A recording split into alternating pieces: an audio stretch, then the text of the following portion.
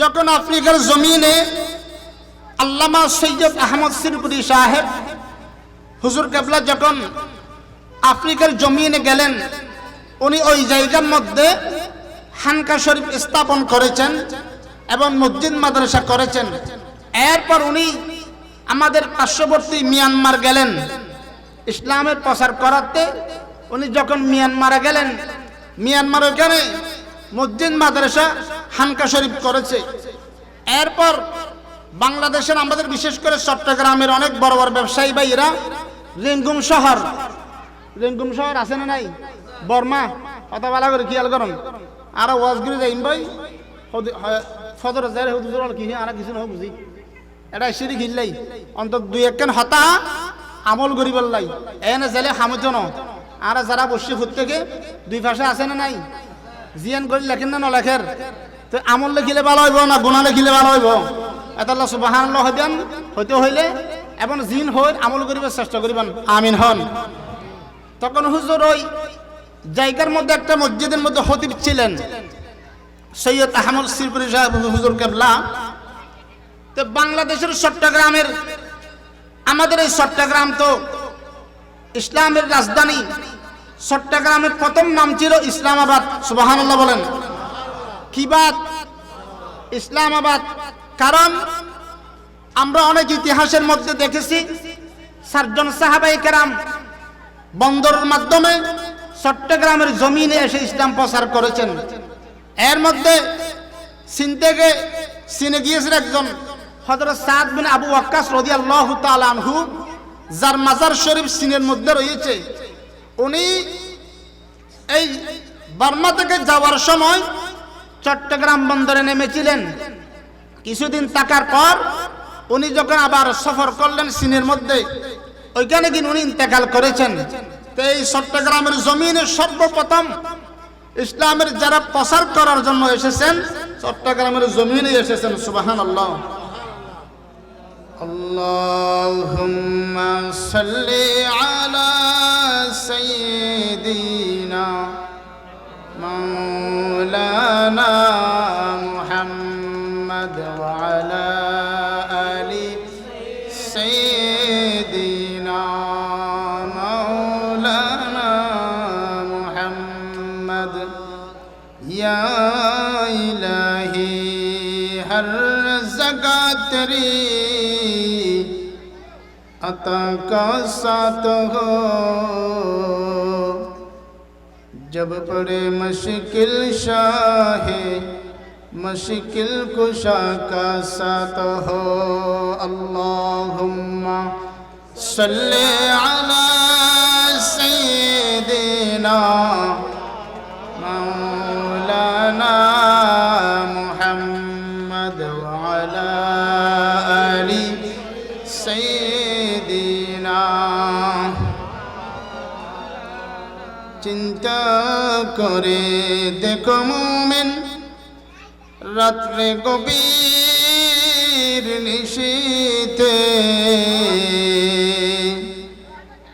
মরণের পর কে যাবে তোর সঙ্গে হয়ে কবরে। আল্লাহুম্মা সাল্লি আলা সাইয়্যিদিনা মাওলানা মুহাম্মদ ওয়া আলা আলি সাইয়্যিদিনা মাওলানা মুহাম্মদ। সালাতুন ইয়া রাসূলুল্লাহ আলাইকুম فإن من جودك الدنيا وضرتها ومن علومك علم اللوح والقلم. صلاة يا رسول الله عليكم فإنه شمس فضل هم كواكبها يظهرون أنوارها للناس في الظلم. صلاة يا رسول الله عليكم লা ইলাহা ইল্লাল্লাহ লা ইলাহা ইল্লাল্লাহ সবাই জোরে জোরে জিকির করেন লা ইলাহা ইল্লাল্লাহ লা ইলাহা ইল্লাল্লাহ লা ইলাহা ইল্লাল্লাহ লা ইলাহা ইল্লাল্লাহ লা ইলাহা ইল্লাল্লাহ কেমনে যাব মদিনা কেমনে যাব মদিনা মদিনার রাস্তা চিনি না দয়াল আল্লাহ দয়া করো দয়াল আল্লাহ দয়া করো পুরো মনের বাসনা লা ইলাহা ইল্লাল্লাহ লা ইলাহা ইল্লাল্লাহ লা ইলাহা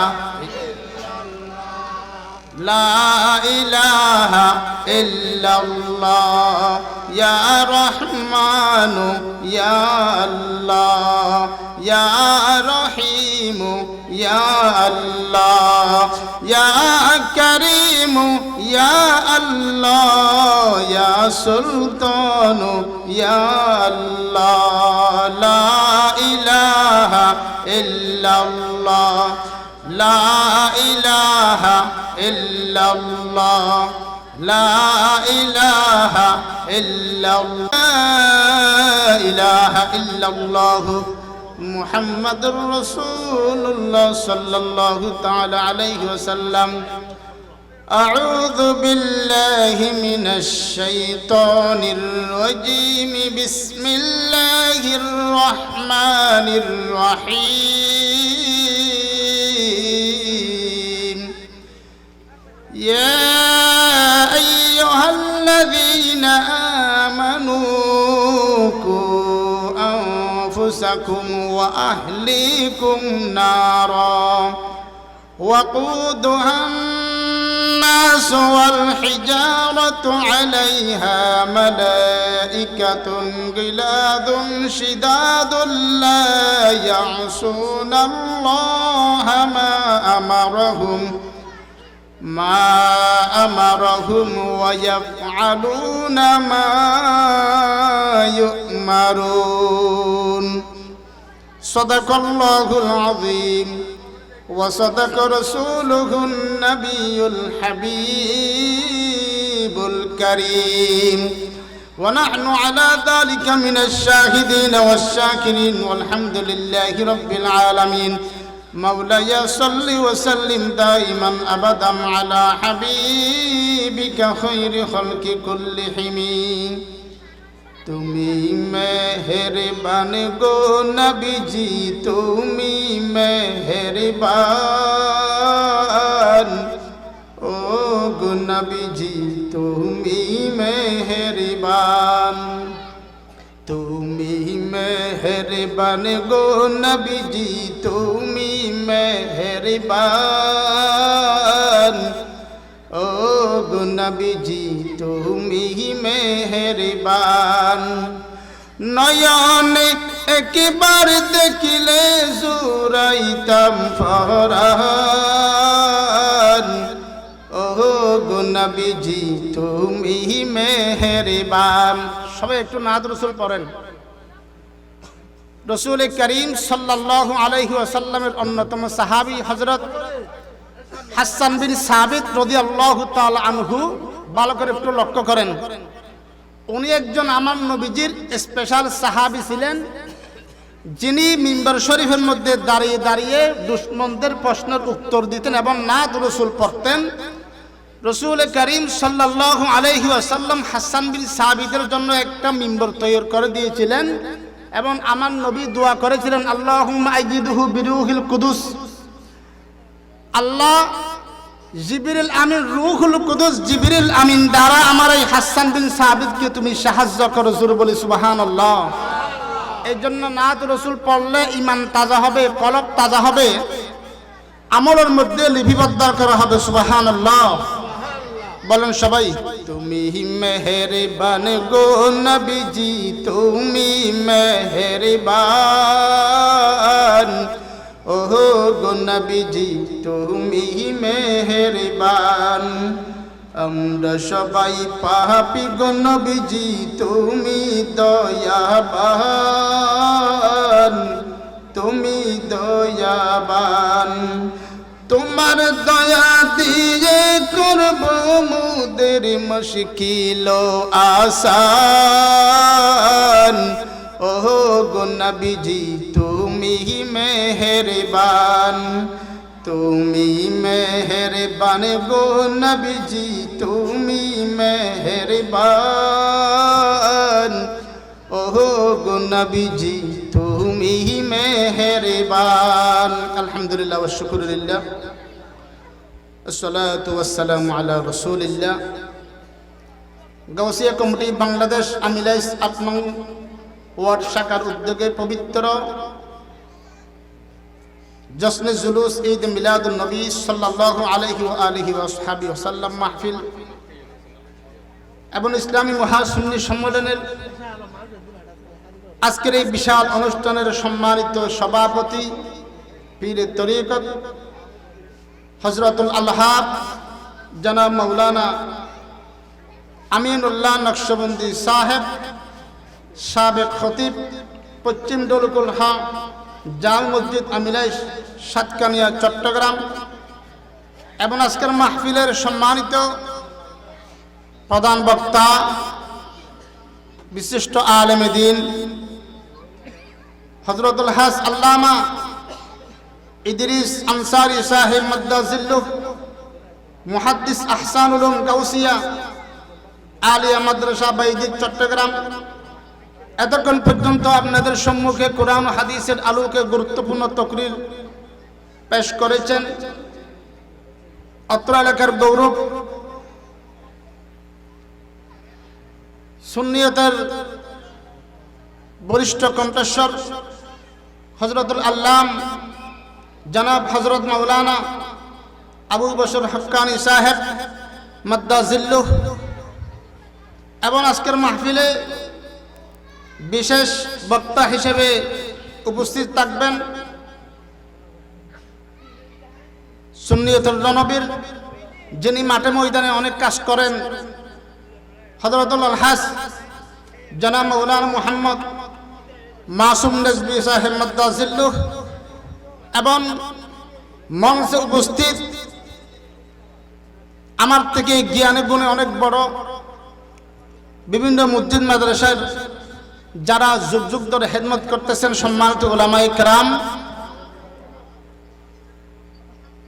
এবং আজকে যারা এই মাহফিলকে সাজিয়েছেন প্রবাসী ভাই, যারা এখানে জড়িত ছাত্র সহ ব্যবসায়ী পেশাজীবী, প্রত্যেককে আন্তরিক মোবারকবাদ জানাচ্ছি।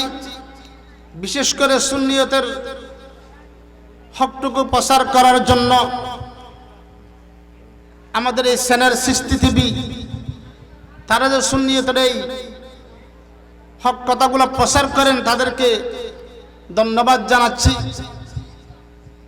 তো সম্মানিত হাজিরিন, সম্মানিত প্রধান বক্তা স্টেজে আসার আগ মুহূর্ত পর্যন্ত আমি যে আয়াতে কারিমা তেলাওয়াত করেছি, এটার আলোকে কিছু বলার চেষ্টা করব। আমরা সকলে মিলে আমলে জিন্দেগি করার চেষ্টা করব। যে আমাকে একটা বিষয় দেওয়া হয়েছে, গাউসিয়া কমিটি কি এবং কেন। আমরা অনেকে গাউসিয়া কমিটি বলতে গিয়ে অবাক হয়ে যাই, কেমন জানি কি চলে গেল। আসলে এই গাউসিয়া কমিটি বাংলাদেশ তথা বিশ্বের মধ্যে বর্তমান খেদমত করতেছে, শুধু মুসলমানদের নয়, ইহুদি নাসারা খ্রিস্টান বৌদ্ধ প্রত্যেকের খেদমত করতেছে। আপনারা অবশ্যই মিডিয়ার মধ্যে দেখতে পাচ্ছেন, যখন আফ্রিকার জমিনে আল্লামা সৈয়দ আহমদ শ্রীপুরি সাহেব হুজুর কেবলা যখন আফ্রিকার জমিনে গেলেন, উনি ওই জায়গার মধ্যে খানকা শরীফ স্থাপন করেছেন এবং মসজিদ মাদ্রাসা করেছেন। এরপর উনি আমাদের পার্শ্ববর্তী মিয়ানমার গেলেন ইসলামের প্রচার করাতে। উনি যখন মিয়ানমারে গেলেন, মিয়ানমার ওখানে মসজিদ মাদ্রাসা খানকা শরীফ করেছে। এরপর বাংলাদেশের আমাদের বিশেষ করে চট্টগ্রামের অনেক বড় বড় ব্যবসায়ী ভাইরা রেঙ্গুম শহর আছে না নাই, বর্মা কথা বলা করে খেয়াল করুন। আর ওয়াজগুলি যাইম ভাই ফজর যায় হুজুর কি আর কিছু নহ বুঝি এটা সিঁড়ি ঘিরলাই অন্তত দুই একখান হতা আমল করিব লাই এনে জেলে হামত ন। আর যারা বসে ফুট থেকে দুই পাশে আছে না নাই, জিয়ান করে লেখেন না নলেখের, তো আমল লিখিলে ভালো হইব না গুণা লিখিলে ভালো হইব? এতাল্লাহ সুবহানাল্লাহ হইবেন হইতে হইলে এবং জিন হই আমল করিবার চেষ্টা করিবেন, আমিন হন। তখন হুজুর ওই জায়গার মধ্যে একটা মসজিদের মধ্যে খতিব ছিলেন সৈয়দ আহমদ শিরপুরি সাহেব হুজুর কেবলা। তো বাংলাদেশের চট্টগ্রামের, আমাদের এই চট্টগ্রাম তো ইসলামের রাজধানী। চট্টগ্রামের প্রথম নাম ছিল ইসলামাবাদ, সুবহানাল্লাহ বলেন। কি বাত? ইসলামাবাদ। কারণ আমরা অনেক ইতিহাসের মধ্যে দেখেছি 4 জন সাহাবায়ে কেরাম বন্দরের মাধ্যমে চট্টগ্রামের জমিনে এসে ইসলাম প্রচার করেছেন। এর মধ্যে চীনে গিয়েছেন একজন হযরত সাদ বিন আবু ওয়াক্কাস রাদিয়াল্লাহু তাআলা আনহু, যার মাজার শরীফ চীনের মধ্যে রয়েছে। উনি এই বার্মা থেকে যাওয়ার সময় চট্টগ্রাম বন্দরে নেমেছিলেন। কিছুদিন থাকার পর উনি যখন আবার সফর করলেন চীনের মধ্যে, ওইখানে গিয়ে উনি ইন্তেকাল করেছেন। তো এই চট্টগ্রামের জমিনে সর্বপ্রথম ইসলামের যারা প্রচার করার জন্য এসেছেন চট্টগ্রামের জমিনে এসেছেন, সুবহানাল্লাহ। এরপর গৌসিয়া কমিটি কেন এবং কি জন্য? তো হুজুর ওখানে বার্মার মধ্যে ছিলেন সৈয়দ আহমদ শিরকুরি সাহেব হুজুর কেবলা। আমাদের চট্টগ্রামের সালে আহমদ সওদাগর, যিনি জামিয়ার দক্ষিণ পাশে 6 তলা ভবন একা করে দিয়েছেন। আল্লাহু আকবার বলেন। 6 তলা ভবন জামিয়ার কেন্দ্রিক যে মসজিদ রয়েছে, মসজিদের পশ্চিম পাশে ওনার কবর রয়েছে। এরপর মুহাম্মদ আল কাদরি সাহেব, উনি বড় একজন ব্যবসায়ী ছিলেন। ইঞ্জিনিয়ার আব্দুল হালেক সহ অনেকেই ছিলেন। তো ওরা যখন এখানে রেঙ্গুমো ছিল, তখন তারা হুজুরকে চট্টগ্রামে দাওয়াত দিয়েছে। হুজুর, এখানে তো আপনার বাংলাদেশের বিশেষ করে চট্টগ্রামের অনেক ভক্ত মুরিদ রয়েছে, তা আপনি যদি একটু চট্টগ্রামে আগমন করতেন, সফর করতেন, আমরা খুশি হতাম। তখন হুজুর এখানে আসলেন। আসার পর বাঁশখালী শেখের কিল ফেমবাজারের পশ্চিম পাশে সরলিয়া গুনা হুজুর একজন ভক্ত ছিল, যার নাম আল্লামা এজাহারুল ইসলাম আল কাদরি, বড় একজন আলেম ছিলেন। উনি সৈয়দ আহমদ শিরকুরি সাহেব হুজুরের খলিফা ছিলেন।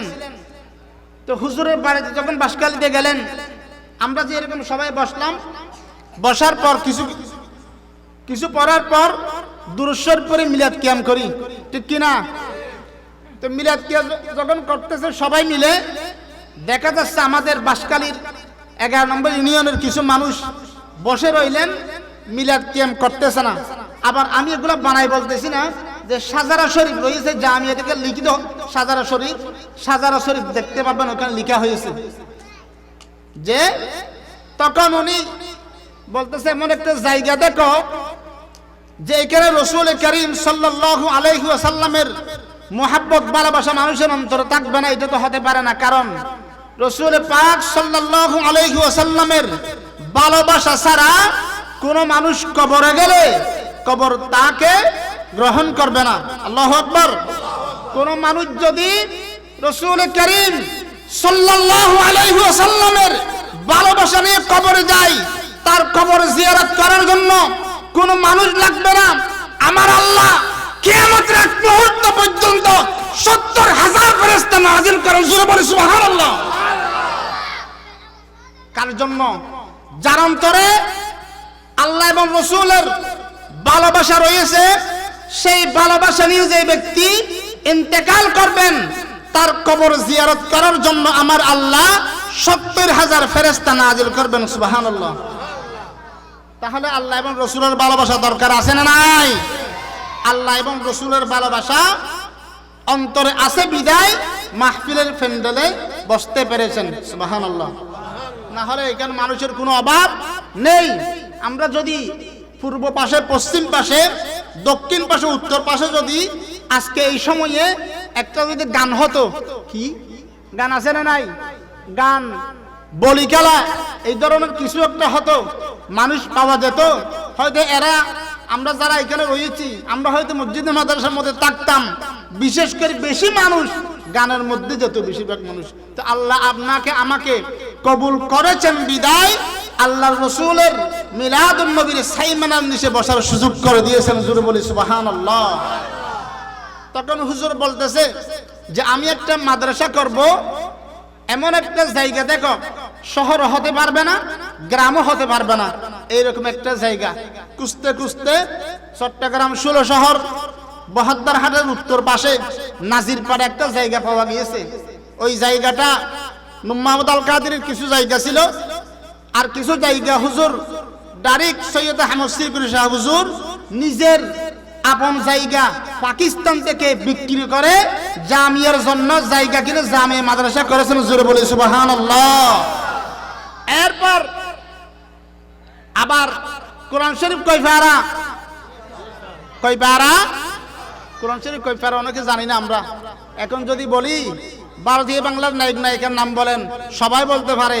যদি বলি আপনারা বাংলাদেশের কয়টা স্টারের নাম বলেন, খেলোয়াড়ের নাম বলেন, বিশ্বের বলেন, বলতে পারবে। অনেক মানুষ রয়েছে কোরআন শরীফ কয় পারা এটাও জানে না। কয় পারা? 30 পারা। বুখারী শরীফ 30 পারা। হুজুর সৈয়দ আহমদ সিরকুরি সাহেব হুজুর 30 পারার একটা দুরূদ শরীফের কিতাব লিখেছেন, মজমুয়ে সালাওয়াতুর রাসূল। জোরে বলি সুবহানাল্লাহ। কয় পারার? 30 পারার একটা দুরূদ শরীফের কিতাব লিখেছেন, মজমুয়ে সালাওয়াতুর রাসূল। এরপর আবার হুজুর তৈয়ব সাহেব হুজুর কেবলা জুলুস পরিচালনা করলেন। সর্বপ্রথম বাংলাদেশ থেকে জুলুস বের করেছেন, জশ্নে জুলুস ঈদে মিলাদুন নবী সাল্লাল্লাহু আলাইহি ওয়াসাল্লাম। প্রথম যাত্রা 700 থেকে বর্তমান এবছর প্রায় 1,05,00,000 উপরে মানুষ হয়েছে। সুবহানাল্লাহ। জুলুসকার আল্লাহর রসুলের যার অন্তরে ভালোবাসা রয়েছে সেই জুলুস পালন করেছেন। কি করেছে? জুলুস। এরপর আবার প্রতি মাসে যে মানুষ দিন ধর্ম জানার জন্য অনেক প্রশ্ন রয়েছে, যেগুলো আপনার আমার জানা ফরজ, ঠিক কিনা? আমরা অনেকে আবেগের মধ্যে দুনিয়াদারি করতেছি। 70 বছর বয়স হয়েছে, বুড়োও জানে না জীবন যাপন কিভাবে করবে, বুড়িও জানে না জীবন কাটিয়ে 60-70 বছর এমনে এমনে আছে না নাই? যেমন আমরা অনেকে ঘরে গিয়ে সালাম দিই না, বউ আপনাকে সালাম দে, আপনি তাকে সালাম দিতে পারেন না, লজ্জা লাগে। এটা জানেন না বিদায় দিচ্ছেন না। এরপর হুজুর তরজমানে আহলে সুন্নাত একটা কিতাব প্রতি মাসে এটা ছাপানো হয়েছে। এরপর আবার 10 জন আলেম দিয়ে বাংলাদেশের বাসা বাসা উলামায়ে কেরাম, এইরকম 10 জন আলেম দিয়ে একটা কিতাব লেখা হয়েছে, যেটা মাসালার কিতাব, দোয়া দুরুদের কিতাব, যেটার নাম গৌসিয়া তরবিয়তে নাসাব। গৌসিয়া তরবিয়তে নাসাব। আপনারা একটু সামনের দিকে আসেন। সালাতুনিয়া, সামনে আসেন, সামনে আসেন, সামনে চলে আসেন। فإن من جودك الدنيا وضرتها ومن علومك علم اللوح والقلم صلاتنا। একটু সামনে চলে আসেন, সবাই সামনে চলে আসেন। লা ইলাহা ইল্লাল্লাহ, লা ইলাহা ইল্লাল্লাহ। একটু সামনে চলে আসেন, সামনে। লা ইলাহা ইল্লাল্লাহ, লা ইলাহা ইল্লাল্লাহ লা ইলাহা ইল্লাল্লাহ লা ইলাহা ইল্লাল্লাহ মুহাম্মাদুর রাসূলুল্লাহ সাল্লাল্লাহু তাআলা আলাইহি ওয়াসাল্লাম। এরপর আবার গৌসিয়া কমিটি বাংলাদেশ অরাজনৈতিক সকল দলের মানুষ থাকতে পারবে, অরাজনৈতিক আধ্যাত্মিক একটা সংগঠন করলেন, যে সংগঠন হযরত আব্দুল কাদের জিলানী রাদিয়াল্লাহু তাআলা আনহুর নামে নামকরণ করে গৌসিয়া কমিটি বাংলাদেশ দিয়েছে। তাই হুজুর যখন এই সংগঠন যখন প্রতিষ্ঠা করলেন, যারা আঞ্জুমান কেবিনের সদস্য ছিল এরা সহ অনেকে প্রশ্ন করেছে হুজুরকে, হুজুর জামিয়া আহমদিয়া সুন্নিয়া তরজুমান আহলে সুন্নাত অনেক কিছু করার পর আবার আপনি গৌসিয়া কমিটি বাংলাদেশ এটা কি জন্য? তখন হুজুর উত্তর দিয়েছে যে এই গৌসিয়া কমিটি বাংলাদেশ বাংলাদেশের মানুষের জন্য একদিন কাজে আসবে। জোরে বলি সুবহানাল্লাহ। আল্লাহর ওলিরা এমন কিছু কথা বলেন যেগুলো আল্লাহ বাস্তবায়ন করে দুনিয়ার মধ্যে দেখায় মানুষদেরকে। তখন গৌসিয়া কমিটি বাংলাদেশ এরা প্রশ্ন করেছে, তো হুজুর বলল এই গৌসিয়া কমিটি বাংলাদেশ, এই গৌসিয়া কমিটি বাংলাদেশের মানুষের জন্য একদিন কাজে আসবে। এবার দেখেন, যখন করোনাকালীন সময় গিয়েছে আমরা অনেকে ঘর থেকে পালিয়ে গিয়েছি।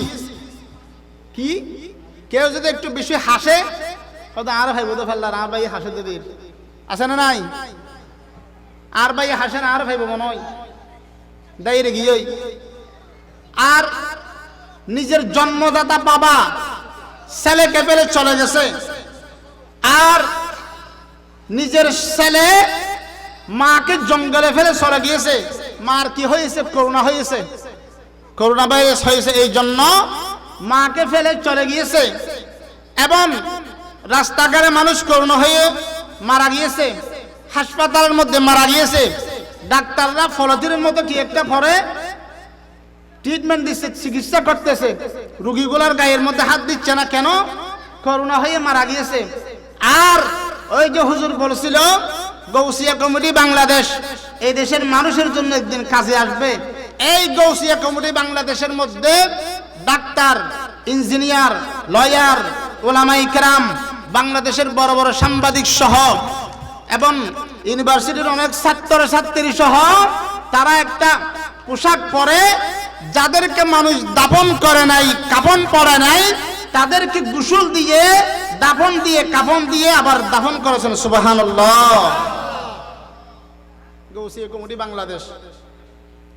এরপর এই যে গত বছর দেড় আগে বিএমডিফু সীতাকুণ্ডার মধ্যে বিএমডিফু বিস্ফোরণ হয়ে অনেক মানুষ কি হয়েছে?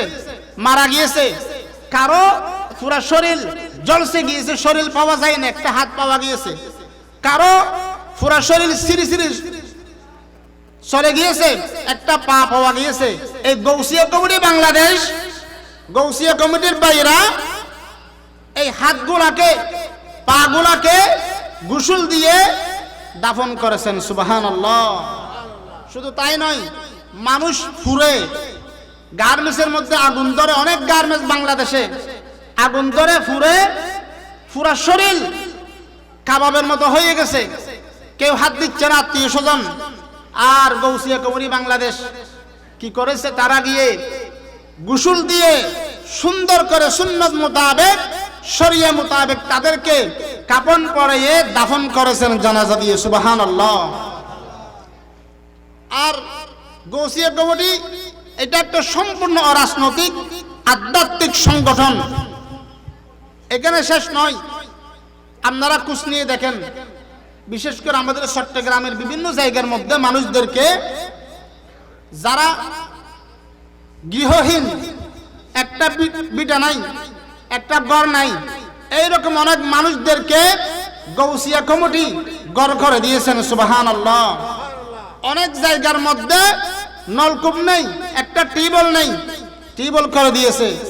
আর জামিয়া কেন্দ্রিক প্রায় 1000-এর উপরে পুরা বাংলাদেশে মাদ্রাসা হয়েছে, সুবহানাল্লাহ। এবং গৌসিয়া কমিটি কি জন্য করবেন? এটা একটা, আমি একটা কোরআনুল কারীমের আয়াতে কারীমে তেলাওয়াত করেছি। আল্লাহ পাক রব্বুল ইজ্জত ইরশাদ করেন, বিসমিল্লাহির রহমানির রহিম, ইয়া আইয়ুহাল্লাযীনা আমানু কু আনফুসাকুম ওয়া আহলিকুম নার। তুমি নিজে জাহান্নামের আগুন থেকে বাঁচো এবং তোমার পুরা পরিবার জাহান্নামের আগুন থেকে বাঁচো। তো গৌসিয়া কমিটি এখানে আপনি কিভাবে ওযু করবেন, আপনি কিভাবে গুনাহ থেকে বিরত থাকবেন, দাওয়াতে হায়ের একটা প্রোগ্রাম রয়েছে। দাওয়াতে হায়ের সাতকানিয়া, বাঁশখালী, চন্দনাইশ, পটিয়া বিভিন্ন জায়গার মধ্যে মসজিদ ভিত্তিক এই ধরনের প্রোগ্রাম হয়ে থাকে। অনেক মাসালা মাসাইল মানুষদেরকে শিক্ষা দিচ্ছে, যেগুলো মানুষের জানা ফরজ, জানা ফরজ। যেমন আমরা অনেক মানুষ রয়েছি গুনাহকে এনজয় মনে করতেছি, গুনাহকে এনজয়। এই যে আল্লাহ বলল, ইয়া আইয়ুহাল্লাযীনা আমানু কু আনফুসাকুম ওয়া আহলিকুম নার, তুমি নিজে জাহান্নামের আগুন থেকে বাঁচো, তোমার পুরা পরিবার, আত্মীয় স্বজন, পাড়া প্রতিবেশী প্রত্যেককে জাহান্নামের আগুন থেকে বাঁচাও।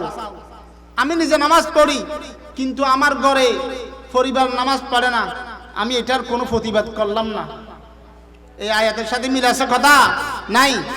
আপনি এটা যদি আমল করতে যান, নামাজ পড়ার জন্য আপনি পড়লে হবে না। অনেক হাজী সাহেব যেমন হজ করার সময়, হজ করতে যাওয়ার সময় যখন আমরা যাই,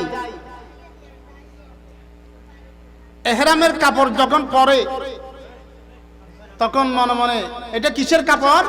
এটা কাফনের কাপড়, এহরামের কাপড় মানি।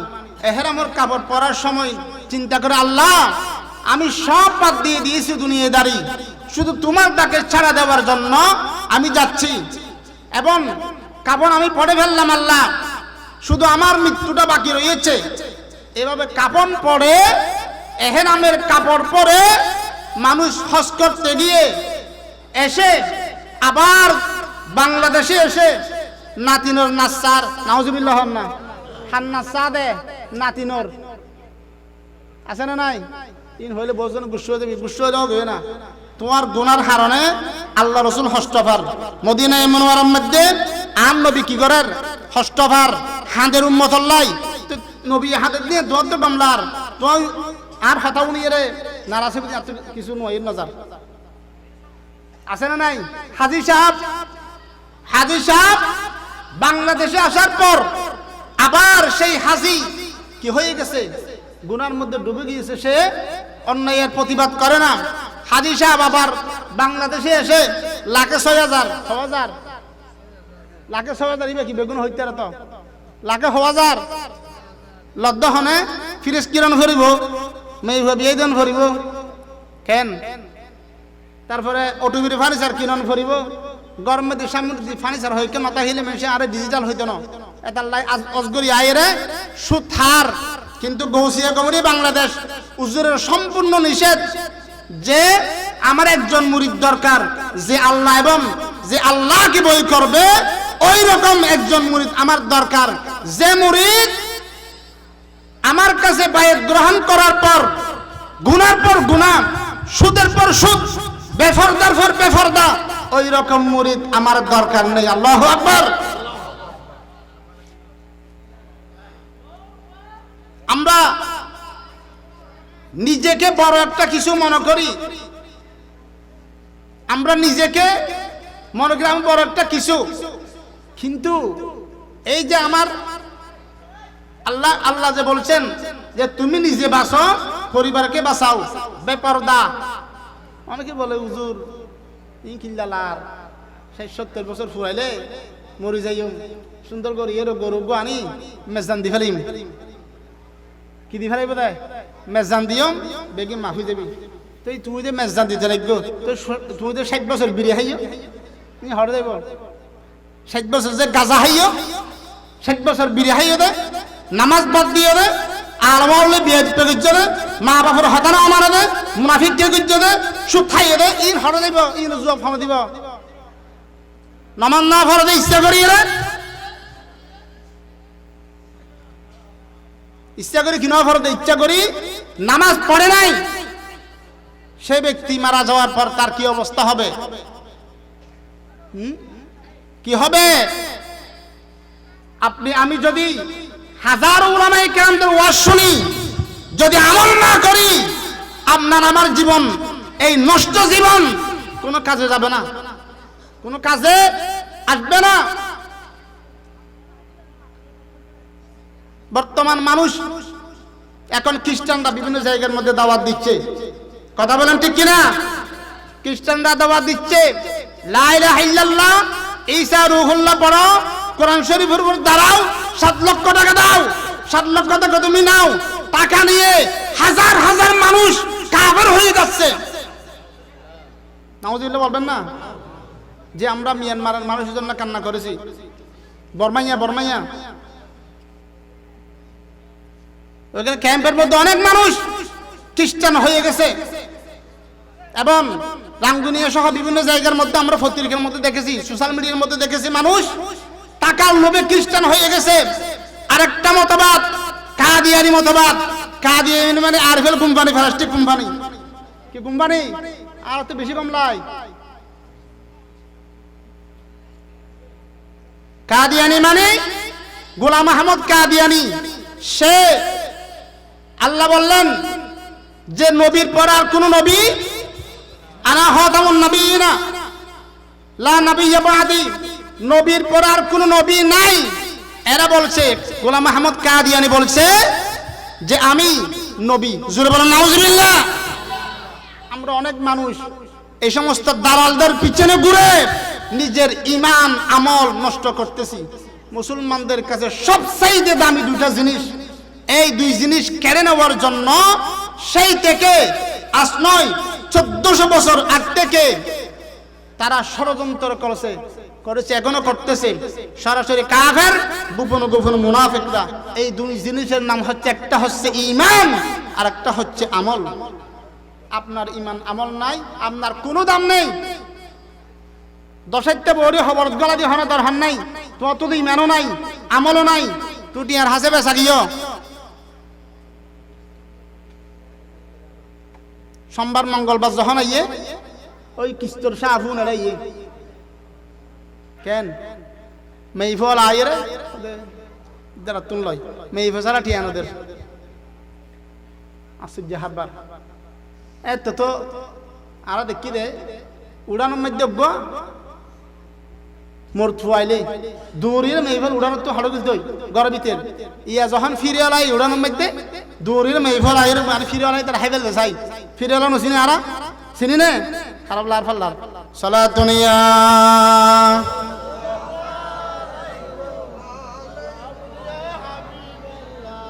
গমজে বখশে ফৈজে আলম মজহারে নূরে খুদা না কে সারা পীর কামিল কামিলারা रहनुमा সালাতুনিয়া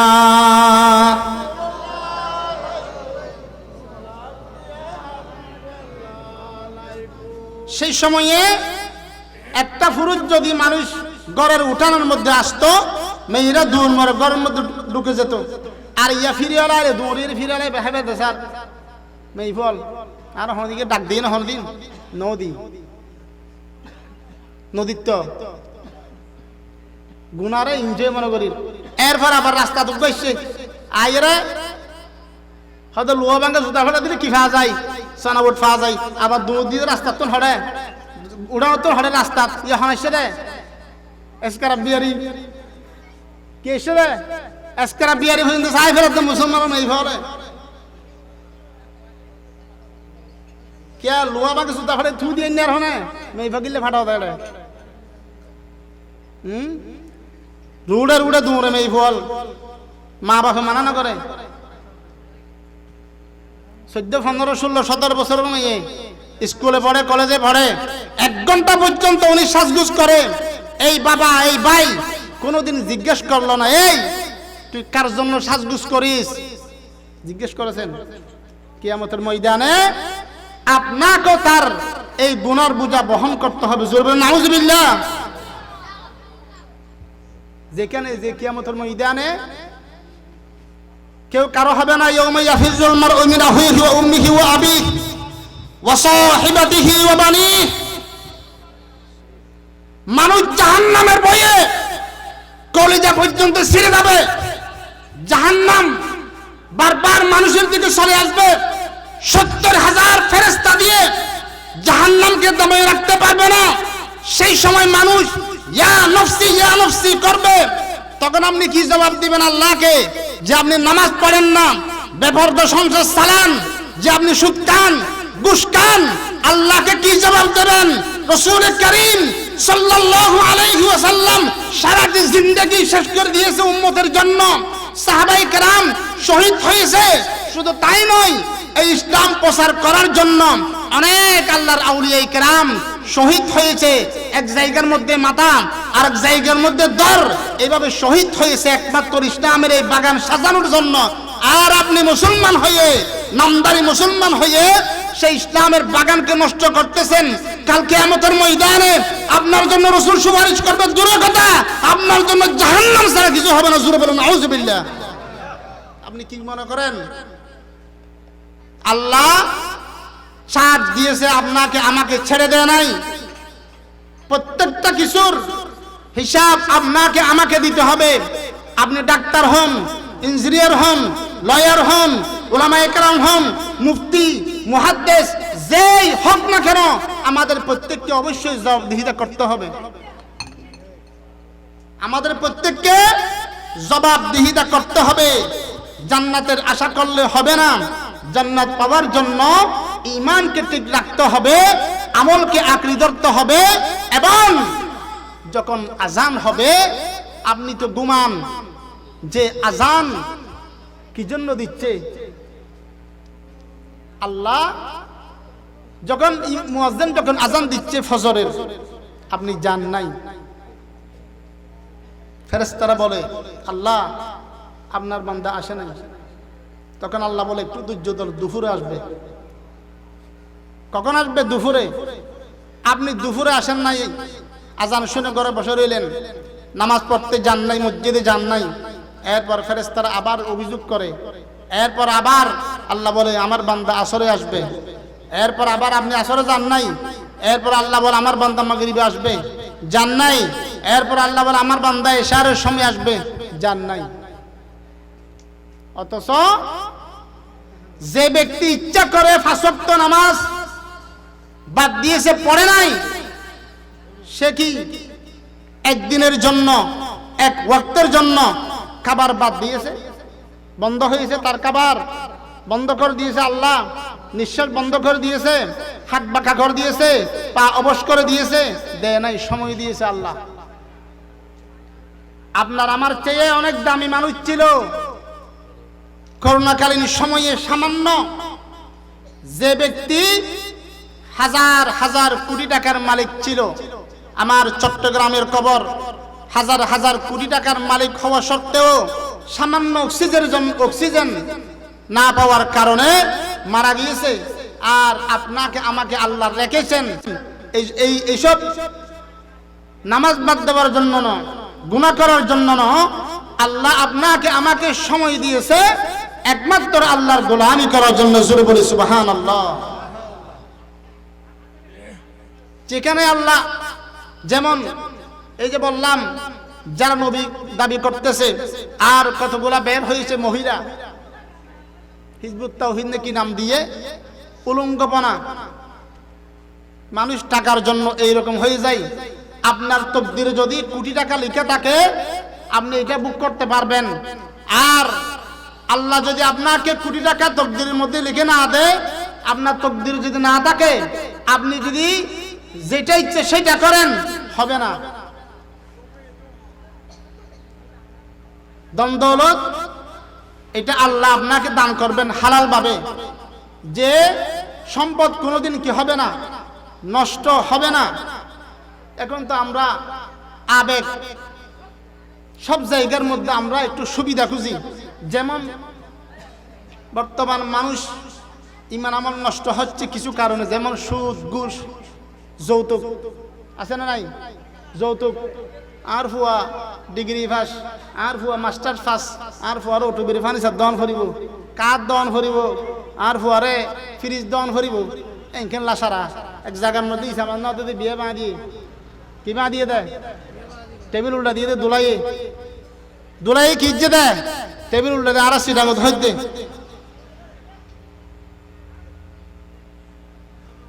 আল্লাহ হদ দেখি তুই বান্দা তোরাল নাই ব্যবসারে হালাল করছি, সুদরে হারাম করছি।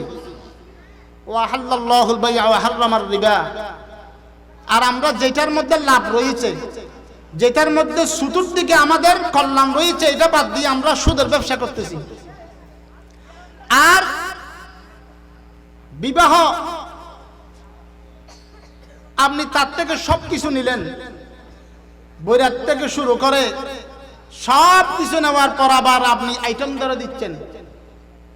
আপনি ওকে টাকা দিয়েছেন, এটিএম কার্ড দিয়েছেন, চেক দিয়েছেন, কি জন্য? সব কিছু হারাম। অলিমা তো নৌদ্দ চিনে বোঝ না, অলিমা মানে অন্য কিছুর নাম মনে কর দেরি চিনে ওটুবির ফার্নিচার।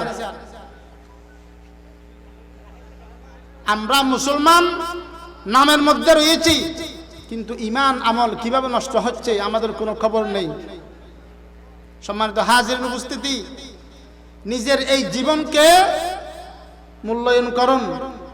আপনি এইখান থেকে ঘরে যাবেন কোনো গ্যারান্টি নেই, আমি এইখান থেকে রুমে যাব কোনো গ্যারান্টি নেই। এই জন্য আজকের জন্য এই ঘন্টার জন্য এই ঘন্টার মধ্যে চিন্তা করুন, আগামীকাল চিন্তা করবেন না, কারণ আগামীকাল আপনি নাও থাকতে পারেন। বর্তমানে আমরা এখানে বসে রয়েছি অনেক মানুষের জন্য, অনেক মুসলিম নরনারীর জন্য কবর পুরা হচ্ছে, অনেক অনেক নারী পুরুষের জন্য দোকান থেকে কাপড়ের কাপড় আনা হচ্ছে, অনেক নারী পুরুষদের কবরের মধ্যে নামানো হচ্ছে, অনেক মানুষদেরকে এই সময়ের মধ্যে দাপন করে আত্মীয় স্বজন 40 কদম মারি আসতেছে। এই সম্মুখীন আপনাকে আমাকে অবশ্যই হতে হবে, এটা মনে রাখবেন। আমরা তো এখন সুন্দর সুন্দর ওয়াজ শুনি, গলা দিয়ে ওয়াজ করলে শুনি, আমল নেই। আগে যেই রকম শোনার পরও সেই রকম, কিন্তু আপনাকে মানুষ যখন এই উলামায়ে কেরামদের নসিহত থেকে মুখ ফিরিয়ে ফেলবে, বড় বড় 3টা মুসিবত আসবে। কয়টা মুসিবত? 3টা মুসিবত, যেগুলা থেকে আপনি পরিত্রাণ পাওয়ার কোনো সুযোগ থাকবে না। এখন মানুষ একজন থেকে কিছু শুনে, একজন আলেম থেকে কিছু শুনে আমল করবে দূরের কথা, উল্টা আর বদনাম করে। উল্টা কি করে? বদনাম। আল্লাহ পাক আমাদের প্রত্যেককে আমলে জিন্দেগি করার তৌফিক দান করুক, আমিন। সালাতুন ইয়া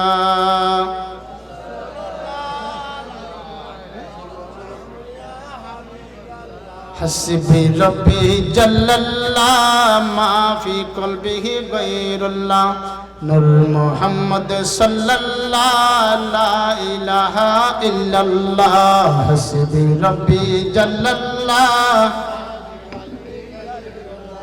নূর মুহাম্মদ ইল্লাল্লাহ হাসবি রব্বি জাল্লাল্লাহ মা ফি কলবিহি গায়রুল্লাহ নূর মুহাম্মদ या इलाही बोल जाना जा की तकलीफ को शादी दीदार हुस्न मुस्तफा का साथ हो हस्बी रब्बी जल्लल्लाह मा फी कल्बिही गैरुल्लाह नूर मुहम्मद सल्लल्लाह ला इलाहा इल्लल्लाह हस्बी रब्बी।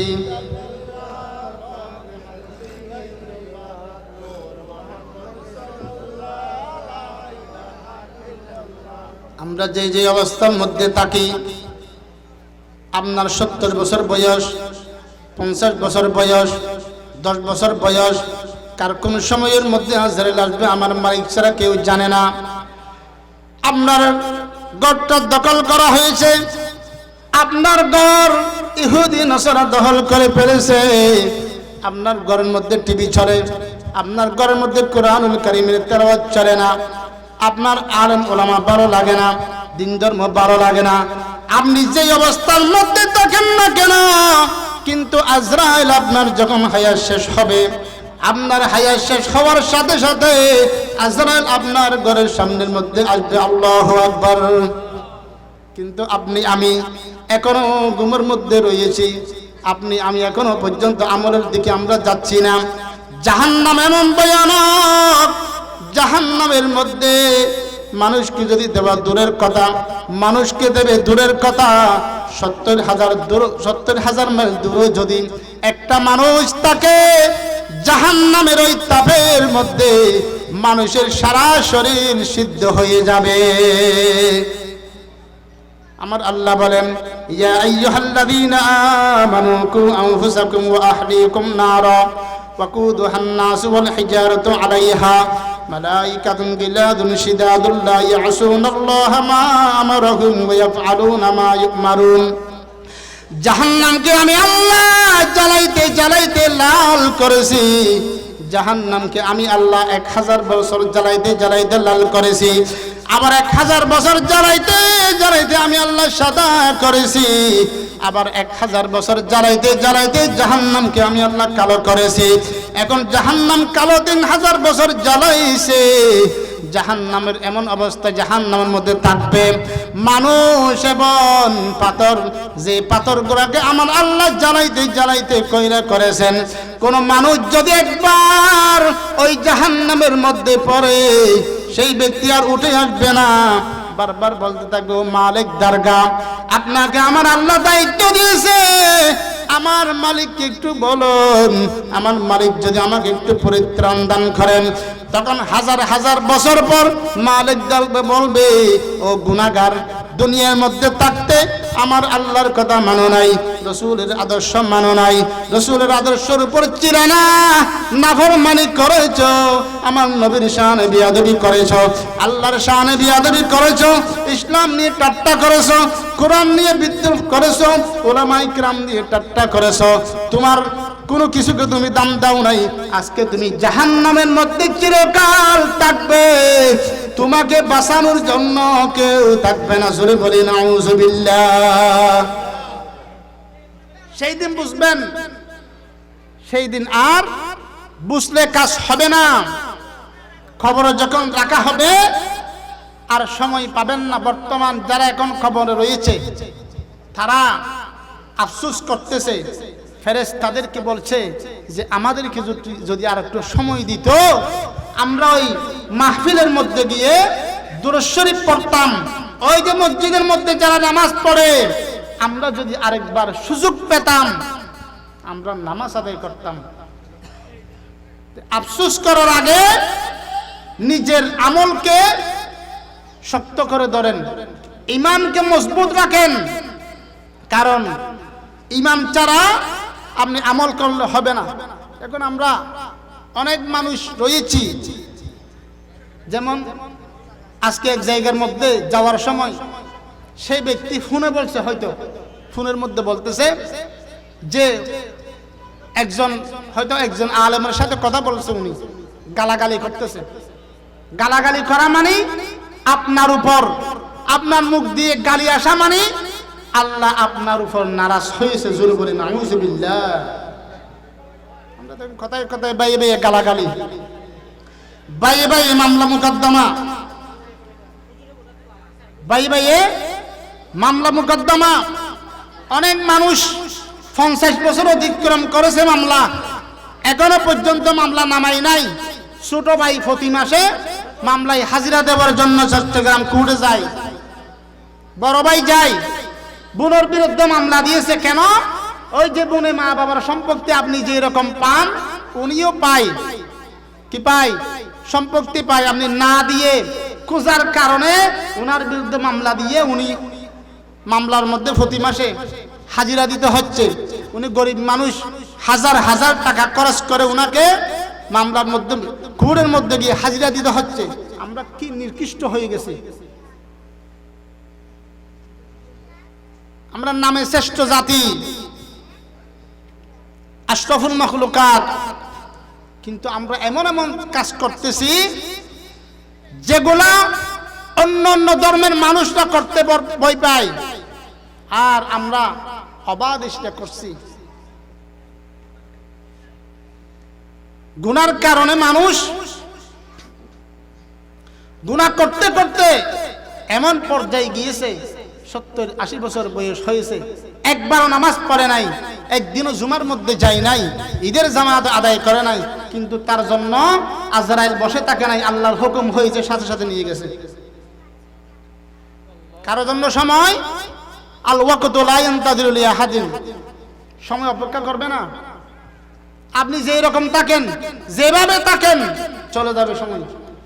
কিন্তু সময় যখন চলে যাবে, আফসোস করলে আর কাজ হবে না। ওটা তো অনেক যুবকরা রয়েছে, দাড়ি রাখে না। কি রাখে না? দাড়ি রাখে না। আমি একটা মেয়ে দেখতে গেলে মেয়ে আমাকে পছন্দ করবে না। আমরা কি বরবাদ হয়ে গেছি! কি মেয়ের মন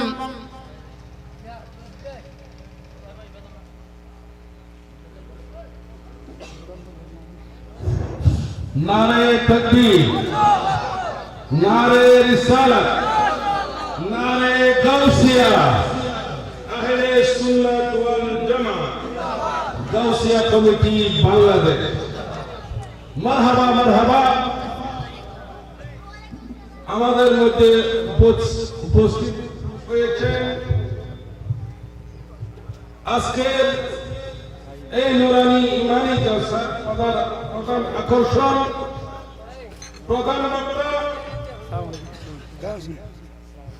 ঐতিহ্যবাহী আহসানুল উলুম গাউসিয়া কামিল মাদ্রাসার সম্মানিত মুহাদ্দিস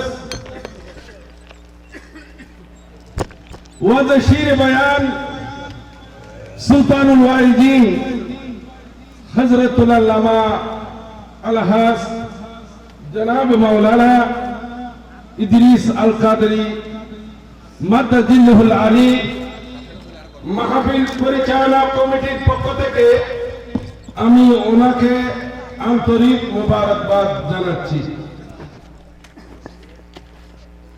আমি অত্র এলাকার সম্মানিত মুরব্বীদের প্রতি দৃষ্টি আকর্ষণ করছি, আপনারা যারা প্যান্ডেলের শেষ সীমানায় ঘোরাফেরা করতেছেন, আপনারা প্যান্ডেলে মিশে বসার জন্য আমি বিনীতভাবে অনুরোধ জানাচ্ছি। সরকারে গৌসে আজম নজরে করম খুদা, सरकार गौसे आजम नजरे करम खुदारा, मेरे चूली पर तो मैं फकीर है तुम्हारा,